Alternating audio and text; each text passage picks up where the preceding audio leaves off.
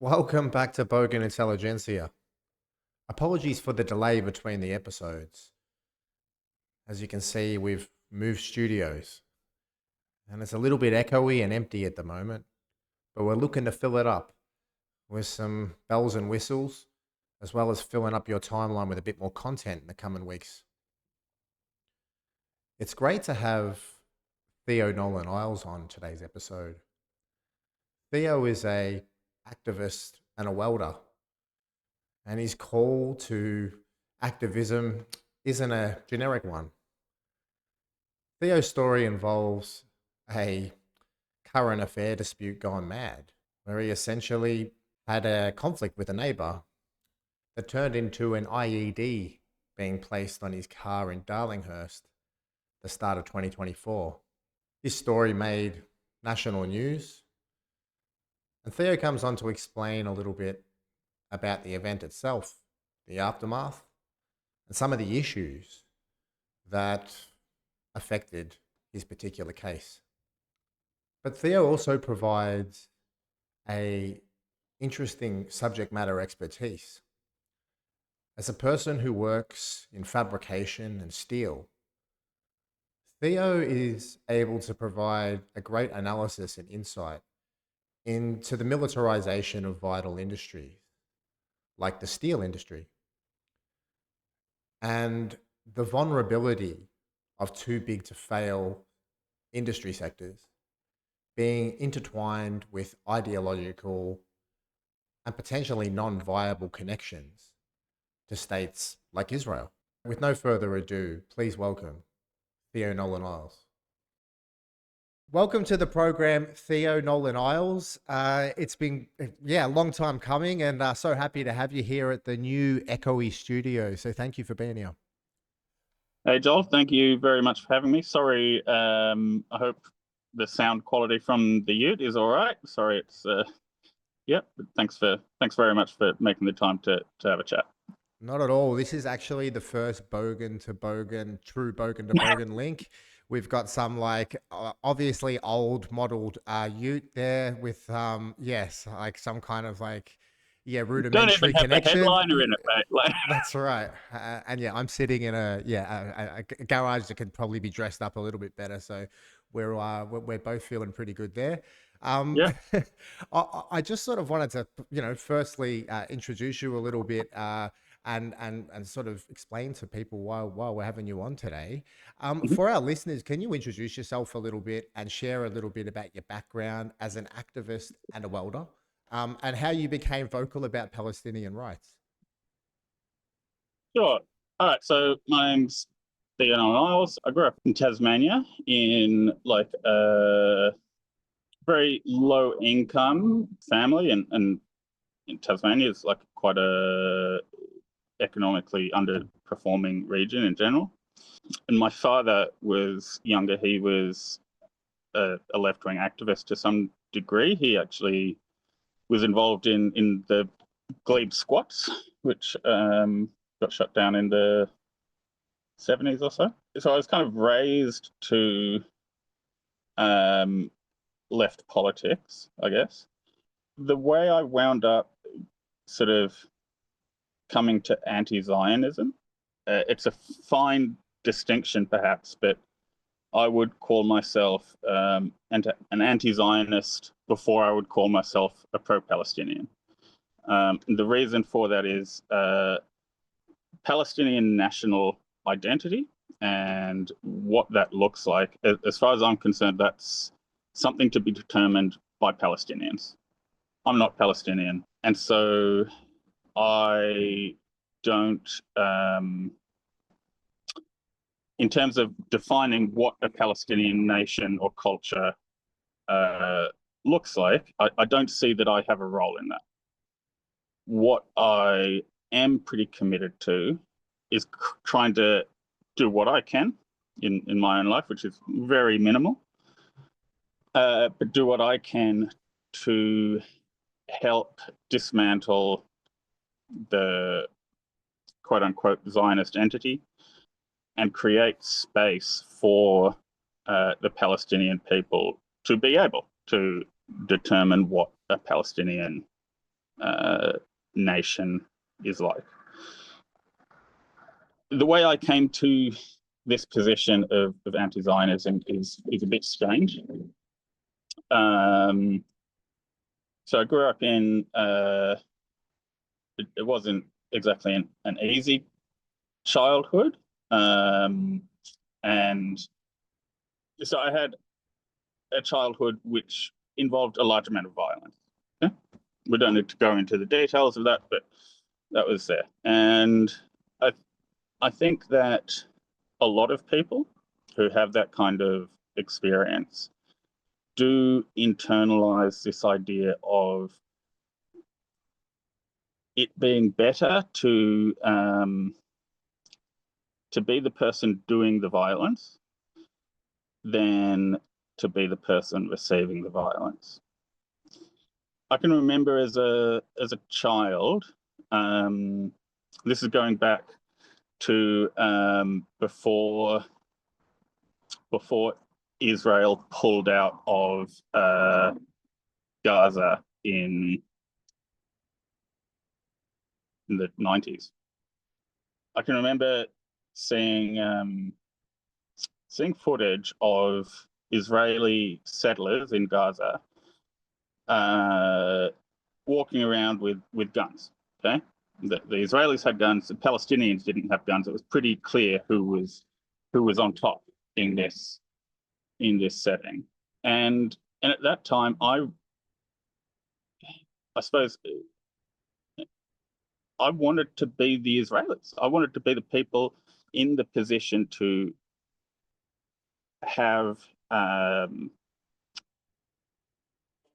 the power of life and death over other people, to do what I wanted to do, right?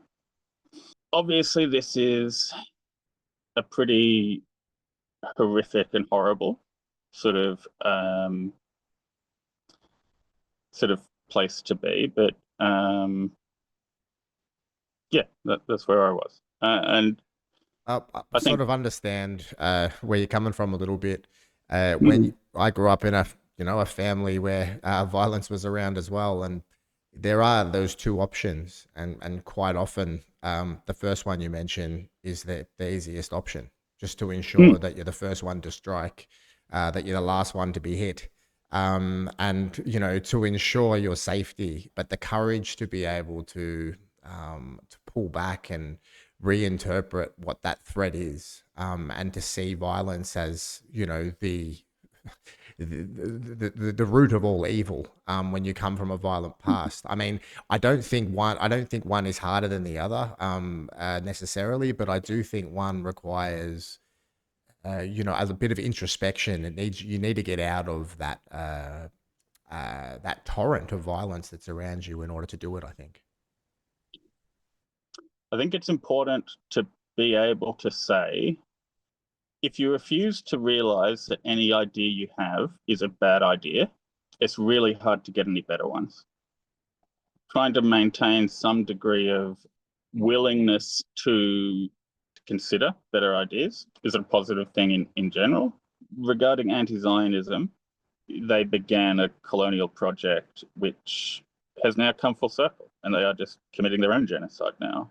It was a problem, and I thought that even as someone who at the time had decided they didn't want to be particularly involved in sort of social activism, I thought, well, here's something I can do something very small about, and it'll be like no skin off my nose. And I figured what I would do was put a little Palestinian flag on my ute, and put a larger one outside of my home. In at the time I was living in a place in Botany. I think it's a good time to maybe sort of pivot a little bit.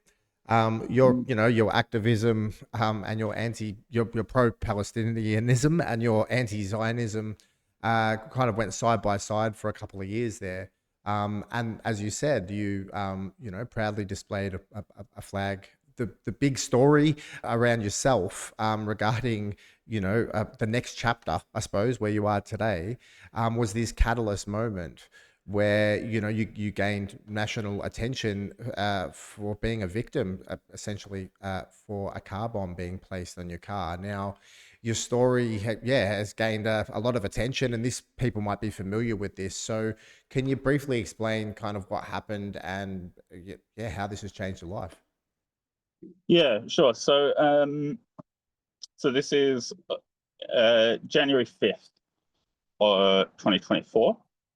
I and my then partner had been, I'd been working, and I think she had as well. And in the afternoon, we went to take her rabbits outside so they could have a run in the yard. My car was parked sort of in the yard. And so I walked outside and noticed there was it was like a 5 liter jerry can with bolts and stuff taped to the side and a rag coming out of it and whatnot. There's a lighter taped to it. I drew my partner's attention to it, and I sort of looked around like it wasn't anyone around, and I took a couple of photos of it and then called the cops. I was pretty surprised, and I was very concerned that my actions had put my partner particularly at risk in that. So the cops came. The cops were pretty good. So they got the bomb squad out there. The bomb squad made an initial assessment, and they sort of said that it was, as far as they were concerned, it was a quote unquote real bomb. When police asked me at the scene, they asked me if I could describe the device, and I sort of said, like, from the smell, I assume it's full of petrol. And so I said that I believe it would be an improvised incendiary device. Since then, I've found out that in New South Wales, the classification of weapons basically puts like incendiary and explosive devices and so on into one category. And so anyway, bomb squad came out, forensics came out.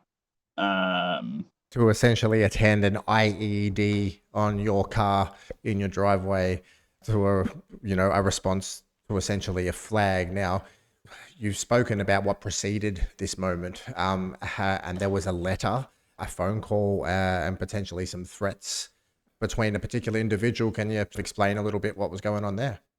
Yeah, so in November, so I was standing outside.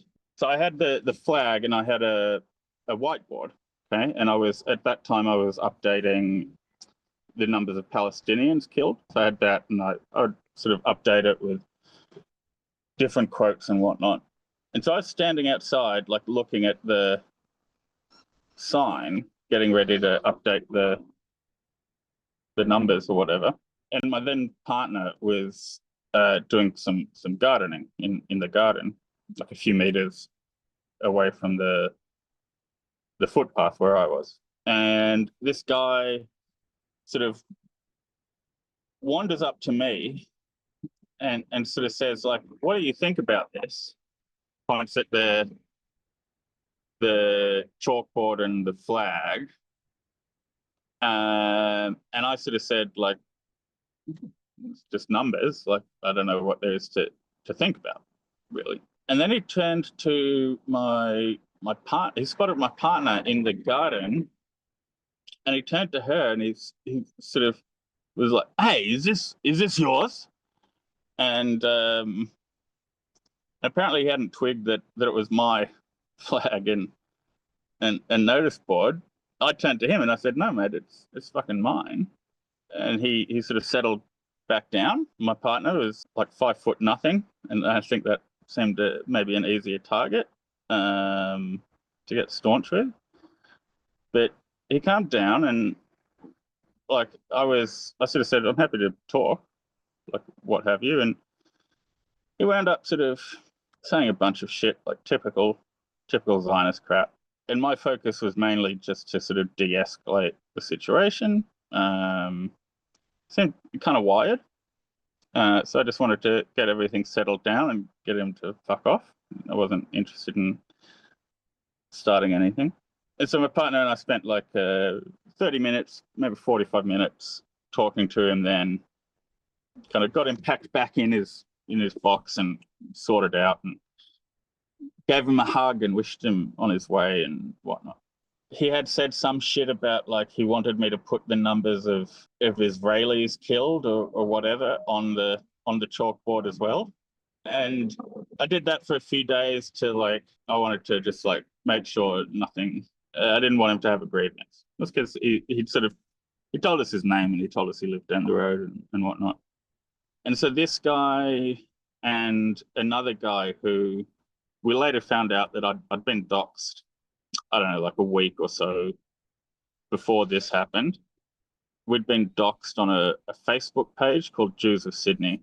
And following that, some guy had been messaging me.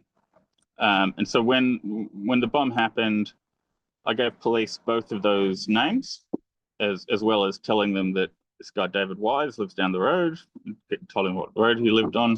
And I expected them to, like I would expect them to do with any sort of any event that they had to have an IED looked at. Yeah. Yeah, basically. Yeah, I don't think it's that dramatic to think they'd like, I don't know, wander down the fucking road. That's right. We've got an IED in suburban Sydney, and that needs to be checked out, right?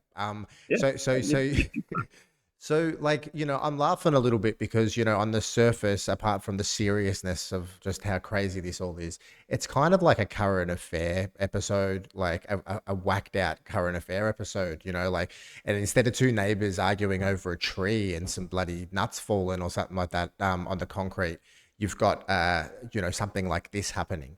Now, like, how, like, did it go from a bit of a hug and, you know, trying to keep the peace to an IED on the car within a short period of time? Was there a moment there where things shifted with the individual you were going back and forth with, or was it just sort of something out of the blue for you?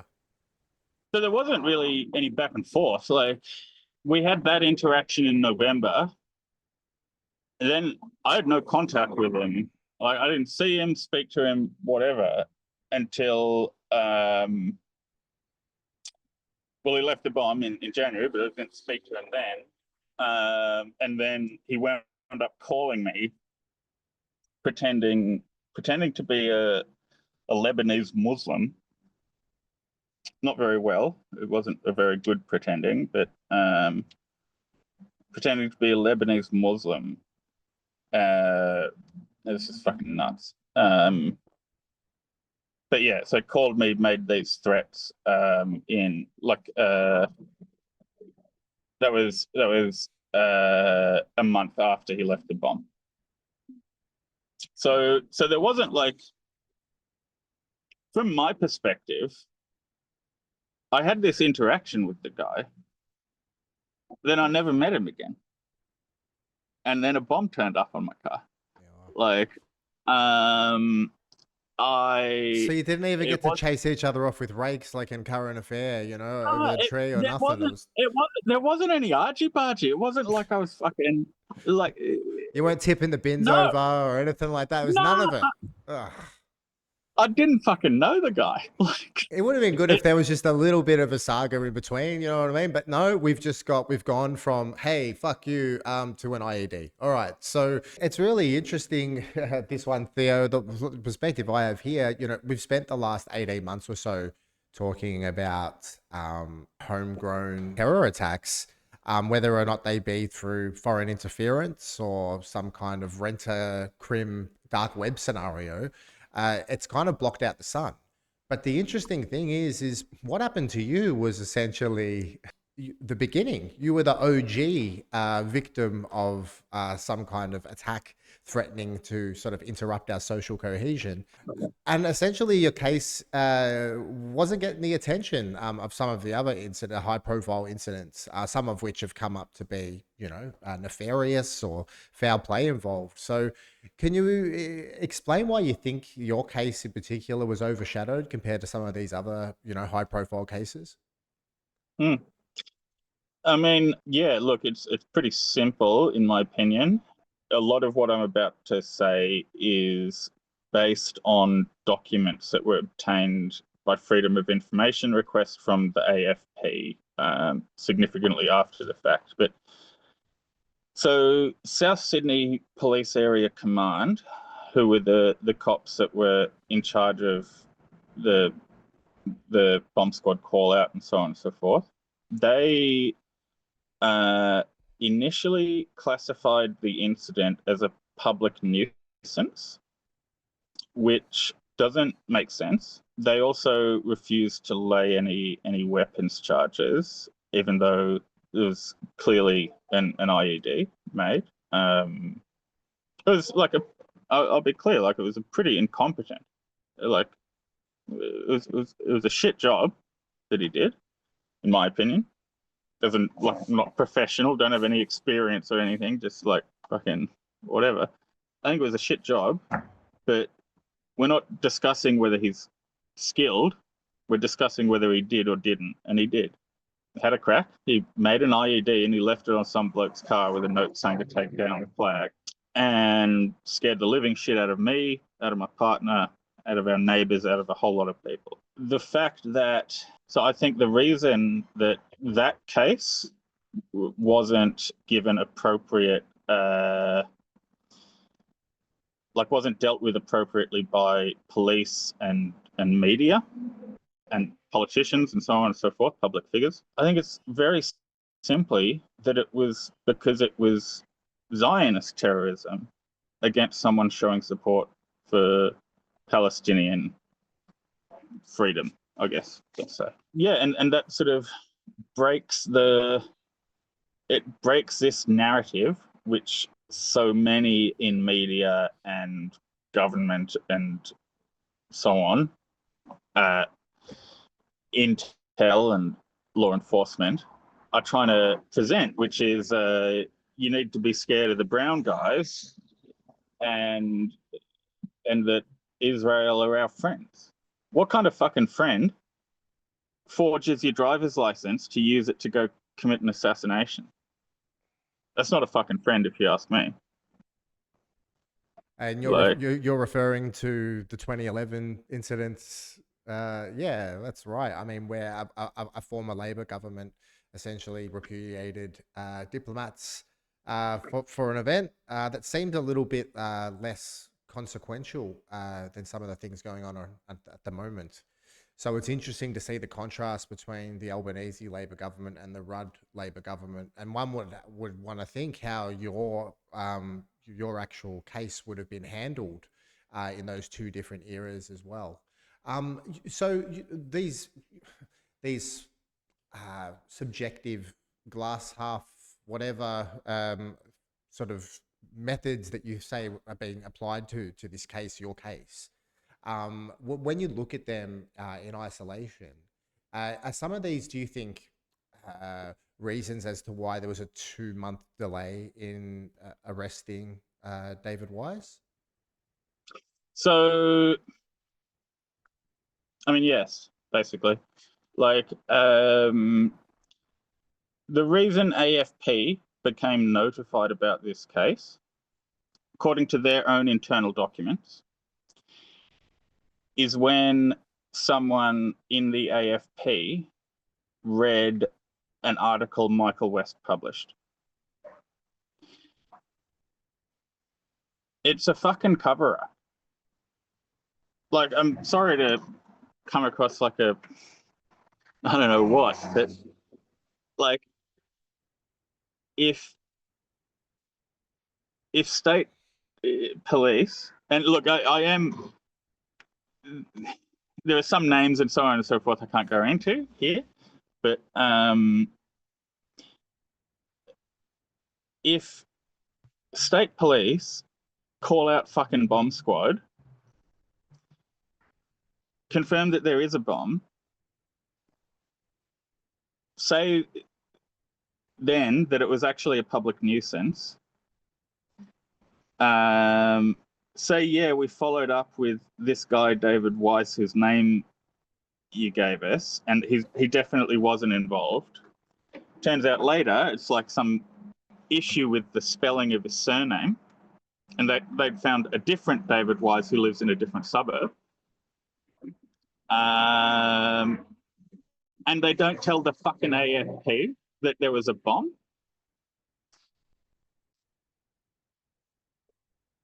If you ask me, the most generous thing I could say to the police, and I don't mean the constables who are doing their jobs, I don't have any issue with them. They did as good as they were able to do, I think. But the most generous thing I could say to regarding the executive level of the police is that they were trying to cover up an event which they didn't want to be publicly known about. And they didn't want to have to deal with for political reasons. Because the first act of, homegrown extremist activity post October 7 related to some of the events of October 7 was a Zionist planting an IED on a dinky dye Aussie's ute in suburban Sydney. So that's kind of, it's a bit of a, it's a story in itself. And if it was, anyone else doing this to you, you would have been afforded all the coverage and appearances on Sky News and Ben Fordham that you would like to get out your case and stir up a bit of national interest around it. Yeah. So, yeah. I will also mention, I'm not alone in this. Like, there's a whole number of really great examples, but like two just off the top of my head. They're Shibley. So this is a Muslim bloke got shot in Ramadan in Brisbane, or like Greater Brisbane, let's say. Yep. Do you remember this? Yep. Yep. No weapons charges. Reason that, so the best as I've been able to figure out, including talking to Aftab Malik about this, is that police have refused to lay weapons charges on the grounds that it didn't meet the criteria of a firearm.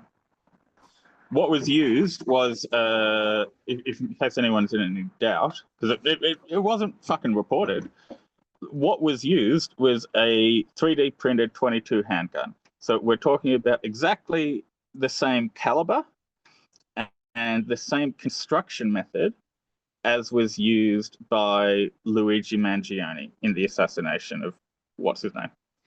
And police hold conferences, every bloody couple of months about the threat of 3D printed handguns and the market and how just devastating they are, and high profile issues with 3D printed handguns should be everywhere. They should be part of a national discussion, but not in this case as well. So we've got an IED. Not if you've got two Muslim kids, apparently. Yeah, okay. Then it's not a fucking weapon. Because it's a piece of it's just a piece of plastic then. Yeah.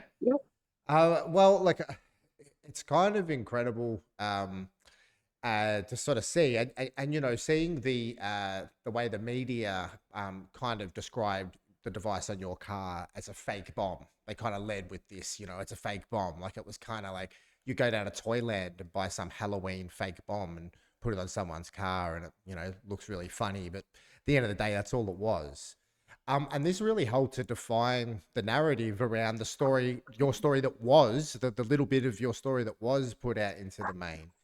So do you believe that outside interests, just once again, political or community pressure really shaped the narrative around this case and kind of, and essentially delivered it the way it was? I don't know who is pulling what strings. Maybe I am just fucking wrong, and in fact, police are just absolutely fucking incompetent. My experience, and the experience of many people, and such as Shibley, the gentleman who was hospitalized after having been shot in Brisbane, and in cases which don't involve violence or outright terrorism. There was I read a very interesting article the other day, published in Deep Cut, about, it was written by Alex McKinnon, about people who own businesses in Bondi getting abused and harassed and so on and so forth until, in at least one case, sort of leaving Bondi. Threats of violence against Palestinians and the supporters of Palestinian rights and those that oppose Zionism, or even just that want Zionism to be treated the same as any other sort of political philosophy. Attacks against us are covered up, suppressed. They're said that they're fake. They say that the gun's just a lump of plastic. Whereas so on the other side, they're embellished. They're somewhat, fabricated. With the Jural caravan incident, our politicians irresponsibly move forward and pass legislation knowing that there's something sus, that people are eager to jump in to things before even knowing the details, to make grand statements that affect the fabric of our society without even vetting the information that they're receiving. So it's quite an incredible time. And, I want to move on a little bit there because, you touched on about industry a little bit, and that, that 155 mil ammunition. And we've read about Bisalloy steel, for example, and Australian industry being kind of G'd up into the military industrial complex. I harken back to Malcolm Turnbull making a speech, I think in 2015 or something like that, where he said that he wanted Australia to be a top 10 weapons manufacturer by a certain period. And now we're sort of living in that world where, some of our most cutting edge industry now is opening up chapters in this sphere where, the military industrial complex now is kind of fusing itself to our more advanced industries and things like that. And I wanted to speak to you as a man of the working class and as someone with subject matter expertise as a welder and someone that's been involved in steel and the fabrication of steel, particularly with Bisalloy. I would sort of want to know, what you feel the implications are for industries like yours, essentially for this like stirring up, this militarized kind of shit stirring that's happening in our industry. Bisalloy is an interesting example, and I think it's important to understand, if in this sort of conversation, it's important to understand what Bisalloy actually does, because it's an incredible sort of piece of industry. So steel is not just one flavor. There's lots of different flavors of steel. Steel can be, like, the qualities of steel, like the hardness, impact resistance, abrasion resistance, ductility, and so on, of individual flavors of steel, like heating and cooling the steel in very precise, careful ways. Okay, what Bisalloy does is they buy flavors of steel that are heat treatable, and then they heat treat them, and so they turn a steel that might have been soft and gooey, and they make it hard and crunchy. Okay, let's say. It's really hard to explain how important this is in industry. So the best way I can try to sum it up is, so Bisalloy are the only people in Australia that do this. Okay.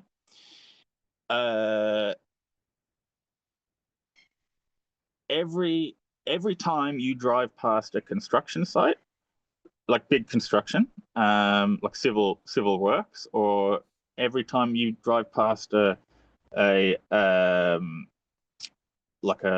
road expansion or anything, every single digger, every single bulldozer, every scraper, every piece of civil engineering equipment, in Australia that is repaired well, is probably being repaired with Bisalloy plate. I don't really know how to explain how vitally important to Australian industry they are. Like, it's not just that without them it would cost a bit more money to make stuff. It's that without them you can't have a new fucking road, you can't have a new apartment building, you can't have a new train, you can't have a fucking mine, you can't have fucking anything. We need heat-treated plate for efficient and economic maintenance of our industrialized lifestyle. And that heat-treated Good plate, or bad, whether right or wrong, it doesn't matter. We need it. and that heat-treated plate you mentioned, before these contracts, I mean, we've heard about the link to Israel, where essentially Bisalloy steel is used similarly for the repairs of all the IDF bulldozers and ASLAVs and things like that, right? This is More than so Bisalloy. Look, I'm not the expert on this. I believe a journalist named Yaakov Aharon, he's done some of the most impressive reporting I know of about this topic. Friend of the pod, Yaakov, hello. Yep. So, look, my thinking is that a man named David Balkan, who is like a long-time Australian Zionist, who's been involved in like a Zionist lobbying and fundraising in Australia for a very long time. He wound up buying a controlling share in Bisalloy. You can make a lot of different things with heat-treated plate. My understanding is that after David Balkan took a controlling role in Bisalloy, the Bisalloy started taking a much stronger, started working a lot harder to be involved. This is a really good time to mention the militarization of this country and its industries, and how that sort of rolls onto the working class. I mean, you mentioned that, the combat anti-Semitism money that came from Southern Steel, and we've spoken about Bisalloy's involvement with their heat-treated plate and things like that. But what this sort of does is it puts all the workers beneath them that, as you've said, are working on cutting edge essential products needed for civil construction, needed to make a country run, essentially. And these workers are kind of being corralled down into these kind of dark corners where they are a part or complicit in the militarization of Australia and the world. So, and also the way this affects unions too. I think this would be interesting to touch on a little bit as well. Like how unions now, by their workforce being more complicit or favorable towards militarization, are now somewhat complicit as well in that, in their with their workers walking down that sort of pathway.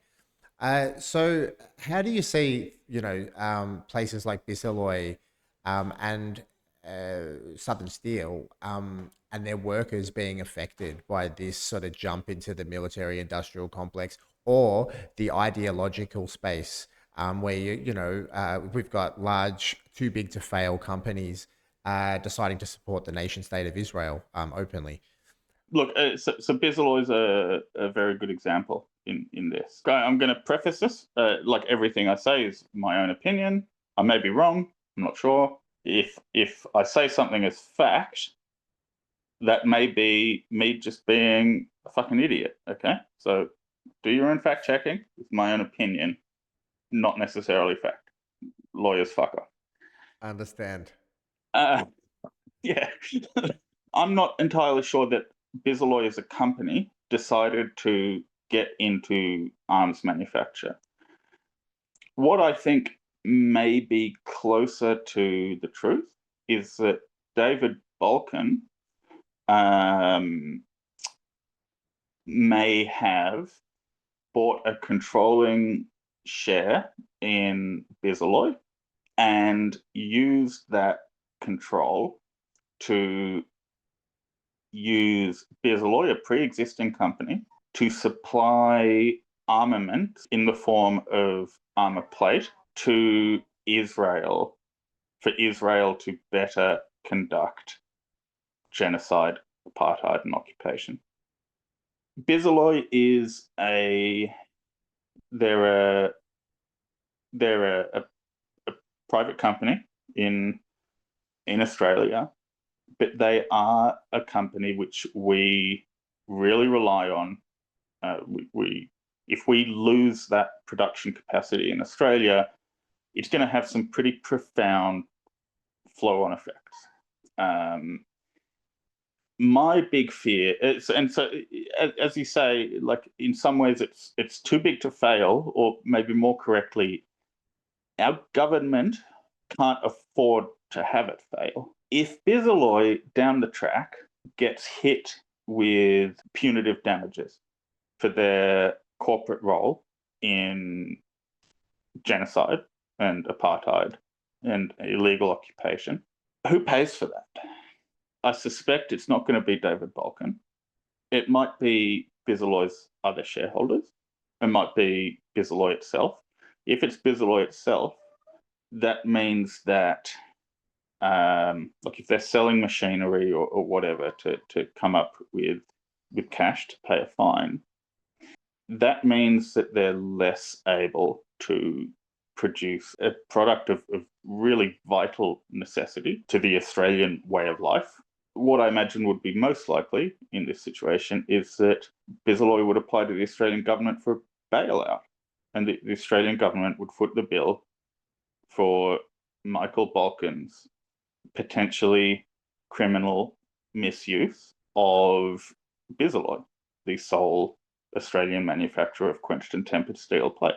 Getting onto the workers there, and their complicity by default in this, it must be causing, maybe some whispers on the factory floor about the future of their company, but also, just what that does for the workforce of Australia in manufacturing. And it's not just unique to Bisalloy.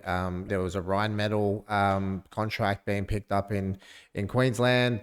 We see Tallis being such a vital part of the Victorian economy. So, the Australian economy. Now we have a bipartisan kind of push towards expanding on this industry. So where does that leave our workers? And I'm sorry to drag you back to that, but the question was primarily going to be, well, what does that do for the Australian manufacturing workforce? And what does that leave? Where does that leave the unions? What's their role in this moving forward to make sure that the Australian workers are kind of protected?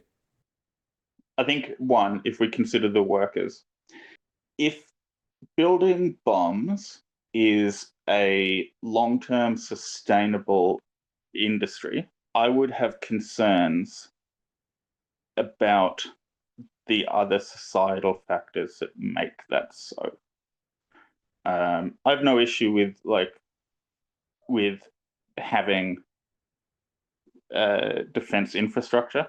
If you're using your stockpiles, that's a bit different from just having it. But this isn't for, building, tonnage in the Australian Defence Force. A lot of this is part of, global It's supply not going chains. And to. yeah, so I mean, this is the thing where we're contributing to the global chaos of war and suffering, and the Australian worker is, becoming increasingly attached to that. And yes, there are unions involved on these factory floors that are dealing with workplace issues for their workers. And some of them might be complaints about some of the things that they're asked to fabricate or procure in their industries. But I mean, the too big to fail aspect, and as you said, potentially board members and things like that are steering these companies with the support of government. Um, it makes it very difficult for the manufacturing workforce who are along for the ride at the best of times to kind of pull things back a little bit, or maybe have a more of a buy-in to how their company operates in the future. It seems like a bit of a crossroads here, where all the good jobs out there are slowly becoming, bit more nefarious or attached to certain things, or companies that are looking at certain things that were once, a little bit more uncommon. So well, first off, I don't actually know how, like, so you mentioned uh Nioa Rheinmetall Group in Queensland. So they're producing 155 mil shells for export to, or my info on this is a little old, it may be incorrect, but I believe that facility was largely intended for producing 155 millimeter shells for export to, well, it has been largely producing 155 millimeter shells for export to Germany. For NATO, yes, and then also they had picked up a boxer contract which was cancelled, right? With the German government. I think it was a 1 something $1 billion contract or something like that. I'm not sure if that was, well, perhaps. No, So no, that was the case. So they did have a yeah, boxer yeah, contract. yeah, So yeah. So the factory where they have been making 155 millimeter shells was built with I can't remember the numbers off the top of my head, but a very substantial grant from the Queensland and the federal government. Benalla, where Tails manufactures TNT for export to the United States, that's a government-owned facility, I believe paid for by the taxpayer. I don't know how profitable arms manufacture actually is. yeah, totally. Like it's a part of becoming complicit in the empire supply chain. A lot of it, we look at the F-35 as a great example of that. It just ties us into something that's too big to fail. Another thing again, but it just puts a bit of an arm's length between us two, and we are seeing these increasing kind of, NATO was the model where these NATO supply chains, procured and manufactured platforms together and things like that, bringing everyone in on the project. And I think Australia has been desperate to be under a security umbrella for so long, and it's finally given up $500 billion to achieve that. And yeah, look, I mean, I heard something recently. We're going to get some missile manufacturing capability put in, but we're not allowed to have the patent. We're not allowed to actually manufacture the missile for our own country. It's a deal with a company, with Raytheon, that builds their missiles for them to send back somewhere else. And we just things like that. Like if we are going to have our workers endangered by being adjacent and involved with the military industrial complex, can we protect them somewhat from from these outside forces? Potentially the American military industrial complex has been tricked, and the workers within it have been tricked that they're doing the best for Uncle Sam and all those people working at Boeing and Raytheon and things like that are proud of their cultures and proud of the things that they're doing. Sending these ordinances over to Gaza the way that they are, just the JDAM bomb and things like that. So I think they're trying to instill the same cultures here in Australia, and we'll be seeing a lot more of that, potentially at Anzac Day ceremonies, at footy games, and ads and people. Who was it? That guy from ABC, that guy that everyone likes in the news, with the curly hair again. Heck, I forget his name. And he was doing jet fighter flights in Darwin, like last year, and kind of saying how good it was with Top Gun music on, and it was just like, So yeah, look, I mean, I'm really concerned. I'd love to have a chat a little bit more about it sometime, but how the working class is kind of being steered within this environment. We quite often hear about political decision making and the bigger end of town, the heads of the companies and the corporations, but we don't quite often speak enough about where the workers are going with these big flows and these big changes in our kind of resting state, our industrial resting state. So it'd be good to potentially expand that again sometimes. It's been so good to have you on the program, mate, talking about a bit of a wide range of issues, but particularly like that second half. Speaking a little bit to some of these kind of factors that are overlooked a little bit, the interconnection and confluence of industry, workers, and this brave, terrible new world that we're living in. Thanks for having me on, Joel. You take it easy.